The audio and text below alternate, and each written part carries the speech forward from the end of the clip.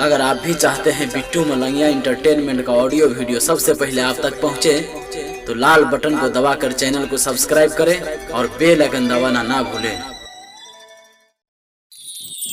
अखन अपने सब सुन रहल छी बिट्टू मलंगिया इंटरटेनमेंट के। अखन अहाँ सुन रहल छी ब्यूरो म्यूजिक इंटरटेनमेंट लोहा। डीजे उमेश सुखीपुर बाजार। लोग सब जाने छौगे गौवा जबार के, लोग सब जाने छौगे, लोग सब जाने छौगे गौवा जबार के, लोग सब जाने छौगे गौवा जबार के। यरबे के बच्चा छौगे नाम छौ भतार के, यरबे के बच्चा छौगे नाम छौ भतार के। लोग सब जाने छौगे गौवा जबार के, लोग सब जाने छौगे, लोग सब जाने छौगे गौवा जबार के, लोग सब जाने छौगे गौवा जबार के। यरबे के बच्चा छौगे नाम छौ भतार के, यरबे के बच्चा छौगे नाम छौ भतार के। DJ Bittu Malangiya, DJ Bittu Malangiya Madhubani. DJ Umesh Sukhipur बाजार। डीजे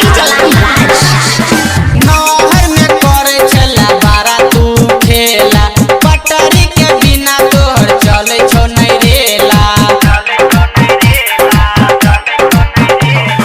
नहर में करे छला बारा तू खेला, पटरी के बिना तोहर चले नहीं छोड़ेला। पूरा मजा मारे छला लगे तू यार के, पूरा मजा मारे छला, पूरा मजा मारे छला लगे तू यार के, पूरा मजा मारे छला लगे तू यार के। यरबे के बच्चा छौगे नाम छौ भतार के, यरबे के बच्चा छौगे नाम छौ भतार के। DJ Bittu Malangiya, DJ Bittu Malangiya Madhubani. DJ Umesh Sukhipur बाजार। डीजे राइटर राजू से अखिया लड़ाब जा, डीजे कलाम के घर ही बोलाब जा। राइटर राजू से अखिया लड़ाब जा, डीजे कलाम के घर ही बोलाब जा।